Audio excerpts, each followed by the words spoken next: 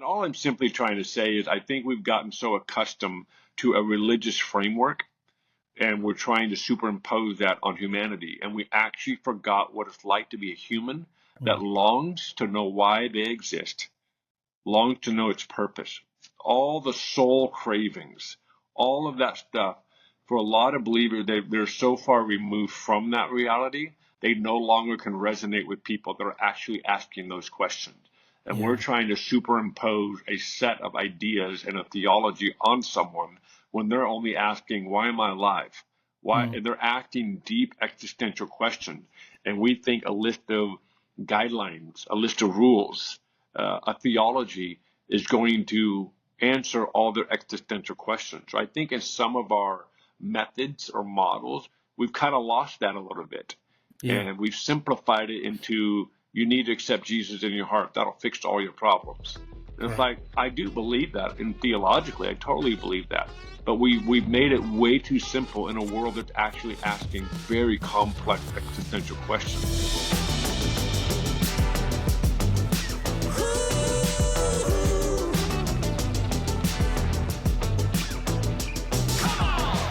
Well, hello and welcome to the Kill the Dragon podcast. I'm your host, Gunnar Akridge, and author of the book by the same title, Kill the Dragon, Reclaiming Your Life from the Dark Side of Religion. And that's what this podcast is all about. We're exploring the themes related to the influence of the religious spirit in our lives. And we feature guests who are on their own journey of finding freedom from the shackles of misguided religion and are helping us on our journey as well. So if you've been hurt by religion, if you're deconstructing or perhaps reconstructing your faith, or if you're like me and you simply envision a version of the church that looks more like Jesus than a dragon, then this podcast is for you. If you're watching on YouTube, hit that subscribe button, give us a follow on your favorite podcast platform so you don't miss an episode. Well, I'm super excited today because in the studio we have Eric Johnson. Eric is the lead pastor of Studio Church in Greenville, South Carolina, and he's here to talk about engaging culture, influencing culture today. And I don't know of anybody better to talk around that subject. So, Eric, welcome to Kill the Dragon. Hey, thanks for having me, and congrats on the book, man. Way to go. As an author myself, it's a huge accomplishment and no small feat, so great job. But again, it's an honor to be here. Thanks, man. Appreciate that. Well, in case our viewers don't know who you are, why don't you tell us a little bit about who Eric Johnson is? Yes, obviously my name is Eric. My wife and I moved to Greenville just almost 3 years ago this June, and we started a church called Studio, and we planted it and started it from the ground up. Moved to a city we knew not a soul, and it's been an amazing journey. All the challenges and the fun, everything in between has happened, but we're just really grateful for what God is doing here, and in a city that we didn't even know existed a little over 3 years ago to where we are today, and it's just amazing. My wife and I have been married. It'll be 27 years this fall, Come on. and we are getting up in age. Actually, it might be 28. I'm digging a hole for myself. It's one of those two. It's close enough. It's Um, close enough. it's in the ballpark. I mean, when you get to this point, and we have two daughters. They're in their 20s, and one of our oldest just got married a year ago. So we now have a son in the family, and that has just been a blast. So, but that's a little bit of who I am. And if you're in the Greenville, South Carolina area, come check us out. All right. Well, I'm a little partial to church planters. I am one. So it's they say it's the Navy SEALs of ministry, and I didn't know what that meant until we actually did it. So I respect you. Thank you, and I respect you. Well, let's talk about culture. I know I've heard you talk about this quite a bit. I think it's kind of, if you have a thing, this may be your thing. So it's gonna be a good conversation. in in the book Kill the Dragon, I talk about just how this religious mindset can cloud our thinking. Sometimes it really is just a mindset and the way we're thinking about God and the way we're thinking about the world around us. And typically, in my experience at least, there's this religious thing in us that wants to avoid culture out of fear or out of whatever. But a lot of us have been taught that we got to avoid that and we got to be holy, and we, so some of us don't even have a framework, don't have a grid for influencing and engaging culture because we've been so accustomed to just avoiding it. And so there's two mindsets with it. It's either avoidance or engaging or influence. Have you Hmm. seen that play out in the church, and how have you seen that play out in the church? Oh, the answer, absolutely. I was raised in the church. I'm sixth generation pastor, so I am a pastor's kid, a PK, and definitely have been around church my whole life and have seen that played out. And I think that's probably one of the driving subconscious reasons why I'm so passionate about culture, because I have seen it played out the other direction. And so, absolutely, to answer your question, I've seen that played out, and that's why I'm passionate about talking about it. Yeah. Well, I think about there's a particular story in scripture, and I've heard many people use this as analogy for this, but back in Jesus' day when leprosy was kind of a stigma, and so they avoided them, and if you touched the person, you would be unclean. And then we have this story of a leper coming to Jesus and falling on his knees in front of Jesus, and he says, "If you're willing, you can make me clean." And instead of Jesus becoming unclean when he touches the leper, he touches the leper, and the leper becomes clean. Do you see a parallel with like this new covenant that we're walking in now of like this is what we've actually been called to do, is to Hmm. touch that, and actually we carry something we don't know. I don't know that we realize what we carry. Yeah. What would you say to that? Yeah, I think that's it's a really great illustration of what's possible. Yeah. And in some way, it's happening as well. And then I do think there are moments and times where you shouldn't touch it. It's just you just don't. Yeah. So I do like the idea. I wake up in the morning with the idea of actually how do we actually move into culture and touch it to see it get healed, see it redeemed, and to experience restoration. So Yeah. I'm a huge fan of that, and that's what wakes me up in the morning. That's that future out there that pulls me forward, is seeing that happen. And so Yeah. I spend, as you mentioned earlier, a lot of my time, a lot of my mental energy thinking about ways to communicate this and to raise up a company of people that are passionate about culture, not running from it, but running towards it. Right. And then at the same time taking into serious consideration why there's some challenges with that and why people have fear about that. And that's the ongoing conversation I think we're having right now about what we're trying to reconcile in that. So, but yes. Yeah. So what would you when I think about uh, any new way of thinking, an important question to ask is why. Anytime we're exposed to anything we're not unfamiliar with, and there might be people watching or listening that this might be a new topic to them, could be old hat, but for some of us, Yeah. we need to hear the why. Like, what is the deal about, what's so important about engaging culture? Because aren't we just supposed to evangelize and then, so maybe clear up some of that language for us. Yeah, no, that's a really good question. That's a very broad question, which goes in so many Right. beautiful directions. I think the way I can answer that would be, why are people scared of the topic or scared of the idea of engaging with culture? Hmm. And then you have the opposite end of the spectrum of engaging with culture. So I would, for the sake of conversation, I would take the end of the spectrum where engaging with culture. I would also say we're actually touching humans. Yeah. And so I think the word culture can sometimes be really static. It can be really like it's this thing out there. But the moment you humanize it, then for me that helps a lot of people. That's good. And so we have scripture. We have the scriptures tell us to be separated, to be called out. And Jesus talks about it. Paul talks about it. I want to build a church to be separated and called out. I believe in that for one, but I think we've missed another part of the conversation, and that is go reach and touch humanity. Yeah. And so I think that's why I think historically in the church, in a very simple, honestly, there's so many nuances to this, conversation, but for the sake of this conversation, I think people that are following Jesus are trying to reconcile, how do I not be of the world and also being told to be in the world? And so I Right. think there's two different dimensions here. There's of the world mean mindsets, worldviews, paradigms, influences, but we're actually called to be in the world. So I just replaced the word world with culture or humanity to Yeah. help, depending on who I'm talking to. And so I have language in our culture here. I said, I want us to be a home for humanity.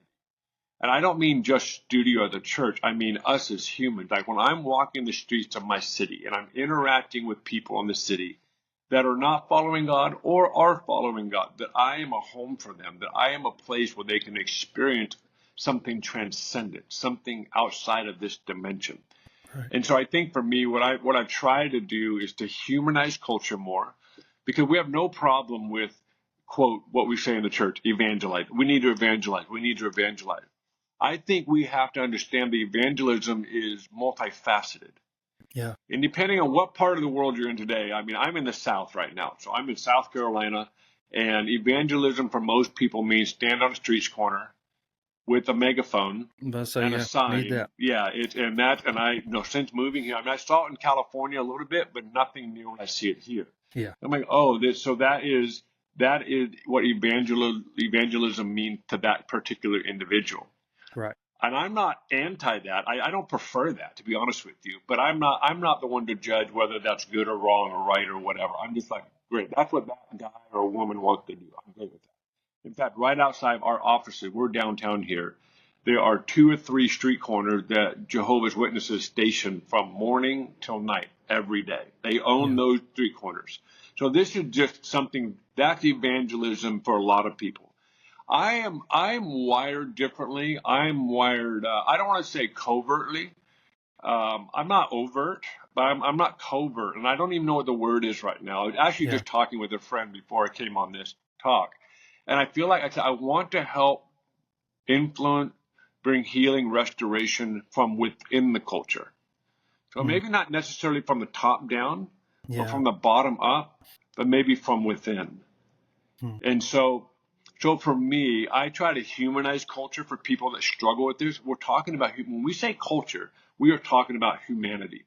Right. And if you no longer have compassion or a heart for humanity, then something else needs to be addressed. Mm. And I shared this at our church a couple of weeks ago. I said, I feel like sometimes we get so self-preserved that we no longer are accessible at all. And when I Mm. look at the life of Jesus, that man was separated from the ways of the world, but he was so deeply engaged in humanity. Yeah. And that's the model. That is the prime example. And there's a word that I use, seamless. Jesus was seamless. He was able to interact with the most elite of society. And he was Right. able to interact with the most poor, broken in society. And elite are broken too. And then he was able to interact with everyone on the left and everyone on the right. He would interfacing in and out of culture seamlessly. And for me, that's the model that I see the future of the church, moving more into a seamless reality of how you see the world, how you interact with the world. But the big concern people have is, am I going to get swallowed up by the culture? And I said, that Right. is an important conversation that I don't ever want to disregard. And I obviously have a lot of thoughts on that. But Yeah. to answer your question, those are my thoughts regarding that. Yeah. I love that word seamless. And in a kind of a like you said, self-preservation culture, we're talking a lot about boundaries, which I love that. Like we need boundaries. I mean, Jesus had boundaries. There were times he wasn't in the crowds. He was by himself with the Father and Yep. prayer and all that. But yeah, it's really easy to separate ourselves and call it boundaries. Yeah. It's really easy to isolate ourselves from people and call it boundaries. So there is a tension to walk there, I think, with anything else as well. But yeah, I love that seamless. So maybe address some of that going too far, like because the fear of, man, if I get too close to people who are not in my religious camp, or if I get too close to quote, the world, then I'll become like the world. So is that a legitimate danger? And what would you say to how do we approach that? Because obviously running from it is not the answer. Running from people that Jesus would have eaten with and hung out with. But then I feel like there's another ditch, if you will, on the other side of the road that is you're actually going too far and actually not influencing, you're actually being influenced. So speak a little into that. Yeah, there's so many layers and dimensions to that. So a thought I'm having right now is it I it does feel that a lot of Christians don't actually believe in the product enough that is stronger than the environment they go into. Wow. Yeah. And I don't like the word product. The only word I can think of right now. It's this idea that he who lives in me is greater than what's outside of me. Right. And it's amazing how many Christians aren't even willing to test that out, Mm. aren't even willing to see what that actually means. And so we've just separated ourselves entirely to never have that experience. And so I think that's where the caveat for me is actually encouraging people, if you really believe that Jesus is the truth, the only way, then you have a lot going for you when you start engaging with humanity. Yeah. You have a lot of backing if you engage with humanity. Now, I do think tactics, I do think how you view the world is crucial. If you view the world us and them, whoever you talk to will sniff that from a mile. Yeah. They will obviously like, oh, it's us and them. But if you can change that narrative or live out a different narrative, and the narrative I call it's a we conversation. Mm-hmm. So I got in trouble for this on social media. I mean, it was last year. I said something to this effect, or 2 years ago, actually. I said something to this effect. I said, I feel like we need to strip the Christian off of us and get back to being humans that have faith in God. Hmm. And obviously, people really did misunderstand me. Essentially, Yeah. they took it more literally instead Right. of understanding the abstract aspect of that. And all I'm simply trying to say is I think we've gotten so accustomed to a religious framework, and we're trying to superimpose that on humanity, and we actually forgot what it's like to be a human that longs to know why they exist, longs to know its purpose. All the soul cravings, all of that stuff, for a lot of believers, they're so far removed from that reality, they no longer can resonate with people that are actually asking those questions. And Yeah. we're trying to superimpose a set of ideas and a theology on someone when they're only asking, why am I alive? Why? And they're asking deep existential questions. And we think a list of guidelines, a list of rules, a theology is going to answer all their existential questions. So I think in some of our methods or models, we've kind of lost that a little bit. Yeah. And we've simplified it into you need to accept Jesus in your heart. That'll fix all your problems. And it's Right. like, I do believe that. And theologically, I totally believe that. But we've made it way too simple in a world that's actually asking very complex existential questions. So Yeah. for me, this is why I emphasize the mind and intelligence. I believe Jesus was the most brilliant, intelligent man that ever walked the face of the earth. And the way he went about touching humanity was brilliant. What he did was just stunning. And I feel like we've dumbed it down to very elementary introduction instead of becoming way more nuanced and Right. understanding what the soul of the person we're talking to, what they long for. So I'm trying to do my best to get people back to, it's all evangelism, honestly, but it doesn't look like evangelism as it's been taught. Right. So good. So I love the intellectual side of things that I say coming back to the church. I think it's always been here. I think maybe certain camps shy away from that because maybe we value experience over in intellect or whatever. But I think it was Dallas Willard that was explaining miracles, and I think he was using the illustration of Jesus changing water into wine, and he's like, the bottom line is Jesus was a genius. that's genius, that knows the molecular structure of, and that's what. So there's this intellectual thing. I love people that think that way. I love Dallas and others that kind of bring it into that context and honestly give different language. And I've heard you talk about we need new language. Mhm. Could you maybe expound on that a little bit? Because I think that's one of the Yeah. things that does draw a line between the church as we know it and how we're engaging culture is the language that we use. Yeah, there's a term, a phrase that's used called linguistic relativity. And the idea behind it is that your vocabulary, your language, the words that you have access to, um, actually shape your worldview. Yeah. And the lack of limits your ability to think beyond what you know. Mm. So that's a little bit of a patched together definition. So what I've learned is, for example, a couple of examples, there's tribes in the Amazon forest that have over 30 words for the color green. Wow. Then you have people that live up in the Arctic Circle. They have over 30 words to describe snow. Why is that? Because the world around them forces them to come up with language to describe their world better. And I think we've lost some of that in the church, generally speaking, is we've lost the ability to actually resonate with the frequency of questions that are being asked today. We're answering questions that were asked hundreds of years ago, but we're not answering questions that are being asked today. So we're taking the answers we've said hundreds of years ago and we're trying to make them work for today, and they just don't work anymore.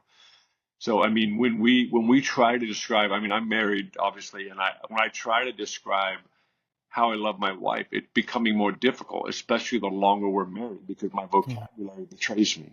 Yeah. And so I think I have the deep passion to actually inspire people to find new language because, and the other challenge is,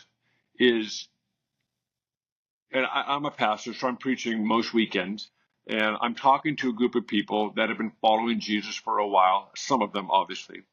And the moment I say David and Goliath, one of the most common stories in all the Bible, the moment I say David and Goliath, all of them are going to go right back to their memory of the story. Yeah. The last time they heard it taught, they basically have all the whole story. So I can say a bunch of things and it won't penetrate their paradigm around that story. But if I come up with new language and come at it from a very different angle, then now I'm actually breaking their paradigm on a story and leading them to a place to hear the story differently and to get something else out of it. That's good. So I think for me, new language is new pathways. And new language will help to introduce another dimension to a generation of people that are longing for something from another dimension. And so I'm really passionate about new language. I think the words that we use within the church, they work fine, but they don't work outside of it. I mean, this last year we do, you've come to it twice now, but we do a preacher's event. And one of the exercises I did, I took all these famous Christian words, anointed, glory, faith, all the different buzzwords. And I broke them up into groups and I said, I want you to take these words and find other words to use instead of that word. And it was a very hard exercise. It was very hard. It's very difficult. Yeah. And why is it so difficult? Because we've gotten so accustomed to a word, we actually kind of forgot the essence of it. Yeah. And so what I'm trying to train myself for years now is I want to find new words for words that worked in one era, but they may not work right now. Right. Because there's so much stigma or paradigms or ideology attached to it that you can't break through. So let's find another way to talk about this. And so, and I think within the church, we've all gone to that verse where Paul says, it's not my word, but it's power.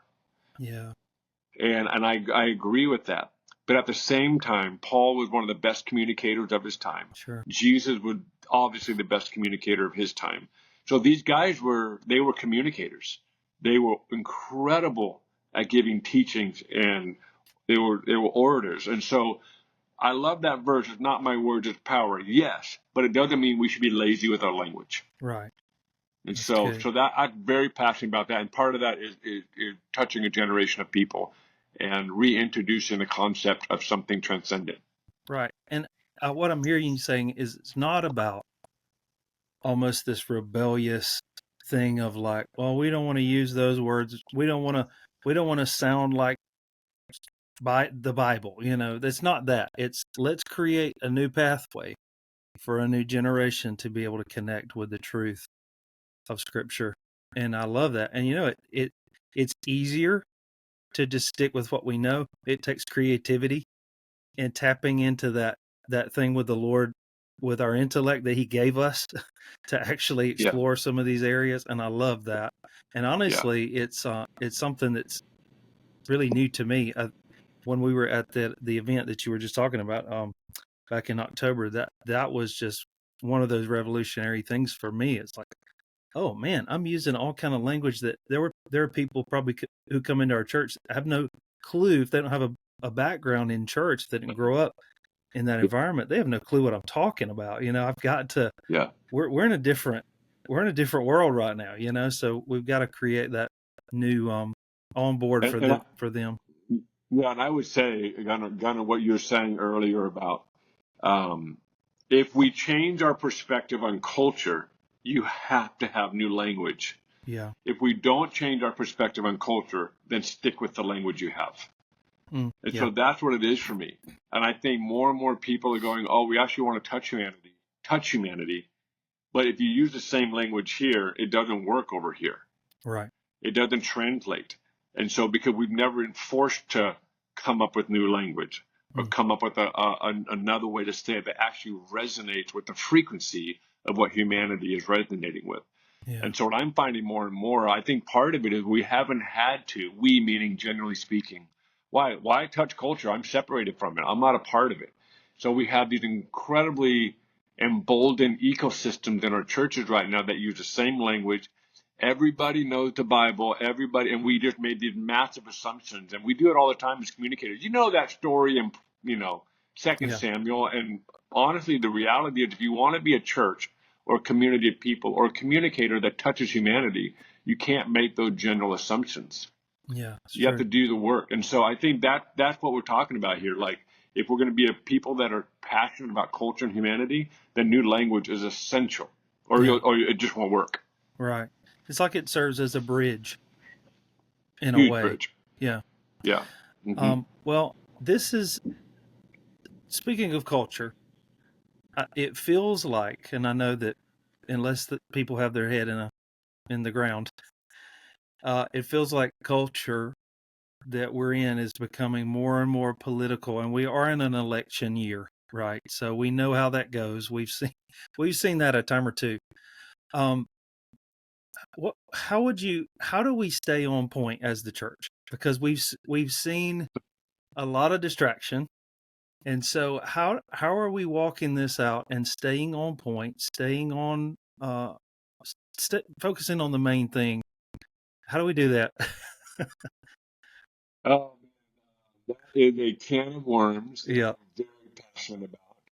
And can you be more specific? Because it's so broad. I don't know where do you want me to go with this? Yeah, I don't I mean like how you go wherever you want to honestly, but I've just seen so much distraction of what actually matters, and we're actually, because of some of the way that we're engaging in the political realm as the church, I feel like sometimes we're actually doing that dividing thing again. Like it's us and them. So does that kind of give you a Yeah. okay? Yeah.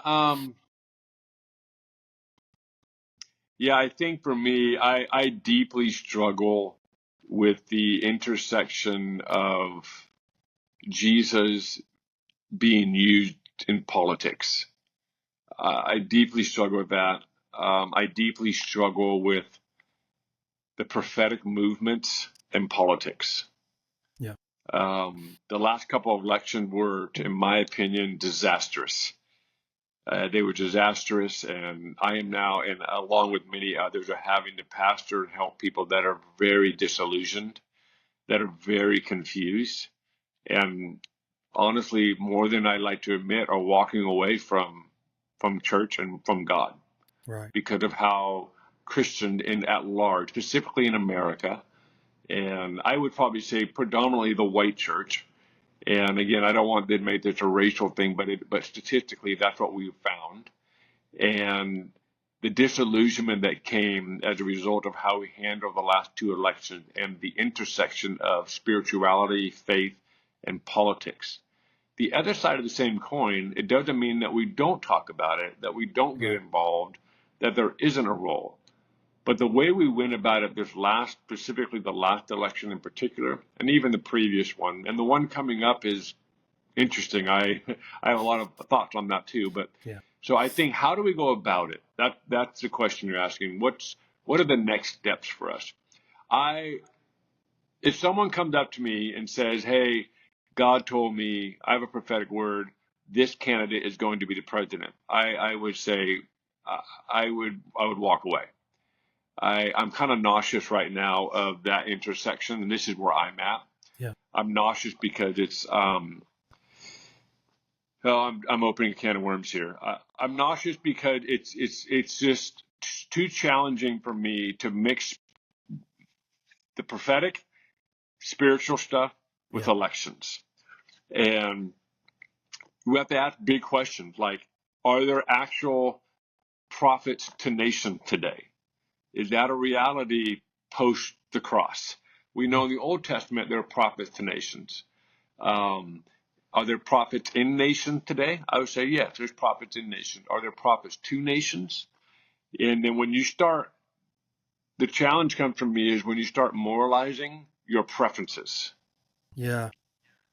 When you start taking your preferences and making them theological Right. or spiritualizing them. And I don't trust that we have the ability to actually understand what's our preference and what is, quote, spiritual or what is God's plan. Yeah. I don't know if I have the ability to trust that in a polarizing culture today. Yeah. But what I'm not, go ahead. I was going to say, because when we do that, you're inevitably going to determine, well, one direction is godly and one is evil, like black and white, Yeah. and that's that dividing thing. Yeah. And then I would tell people, like, you need to vote what you believe in. Absolutely. Sure. I believe if you believe it's this candidate, you vote. If you believe it's this candidate, you vote. But please leave the fact that this is the one Jesus would want and this is the one that Jesus would not want. Please leave that out of the conversation. Right. I don't think we have the intellect. We don't have the empathy for sure Yeah. to actually see how dangerous that is. Now, the argument on the other side of this, well, this candidate it stands on this issue, and maybe that's the most important issue, then great. But can we stop saying Jesus this and Jesus that when this is where you stand and just say this is where I'm voting and go with that? But when we start intersecting spirituality and Jesus and the gospel into behind one candidate, I personally deeply have a very hard time with that, especially after the last two elections.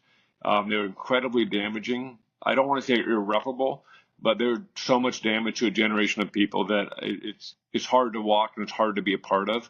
Right. And so I want people to vote, no question there. Sure. But I think we need to be a lot more careful and more aware that when we start spiritualizing politics and we start spiritualizing, and do I believe people that are Jesus followers should be in politics running for office? I do, absolutely. I'm all about that. I just think we need to be careful at large as a church and create meaningful conversations. And when we start creating the us and them, like you mentioned, when we stop being curious about someone else's view, we fundamentally stop learning.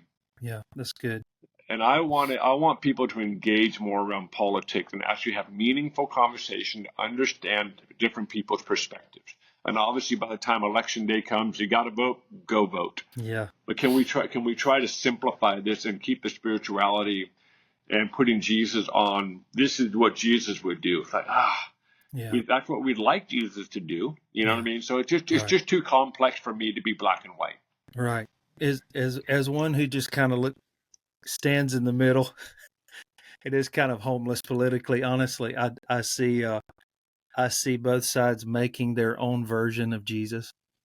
And I think that in order to demonstrate what Jesus is really like, we can't be married to a political version of Jesus. So yeah, I hope I'm not getting both of us canceled by even approaching that subject today, but who cares? If we are canceled, it's probably good that we're canceled by whoever wants to cancel us. Whatever. Well, let's end on this note. We're about out of time here, but I like to ask a question of all the guests. What are you doing to stay encouraged these days? Yeah, I mean, I am about to be 48, so I'm approaching my 50s right now, and I'm realizing just having I don't like the word balance because it means it's equal. Yeah. But having a diverse approach to life. I got my quote church life, I got my marriage life, I got my hobbies, I got my family, and I've got and I think putting eggs in different baskets is bringing so much life. Yeah. And so for me, it's diversifying myself. I love it. And not putting everything in one basket. So I love golf. So golfing is a passion of mine. It's a hobby and a passion. And so I want to love golf. I want to. You want to, huh? It's easy to love for me. But the only times I've tried, it's just worm burners, and I'm like, okay, yeah, this stuff's expensive too. Get a coach. Right. You be my coach. I might be able to help you a little bit.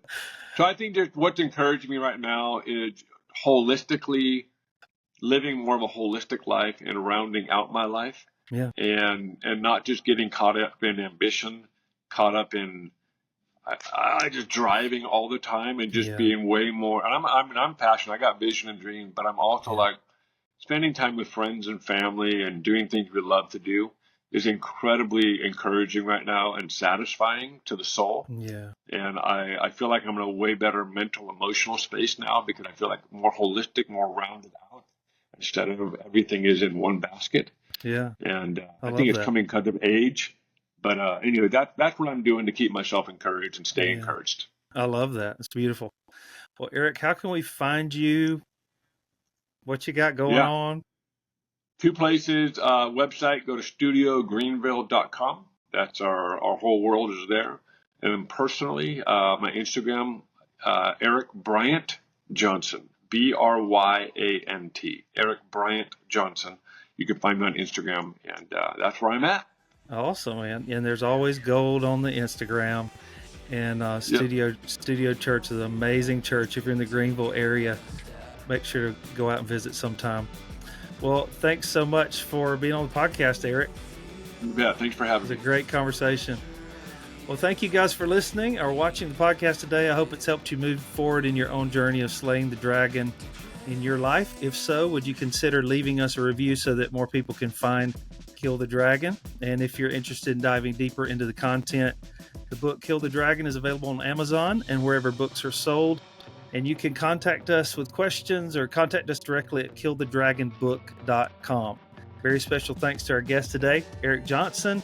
And a big shout out to Joel Auger, who wrote and recorded our totally rad theme song you're hearing right now, Slaying Dragons.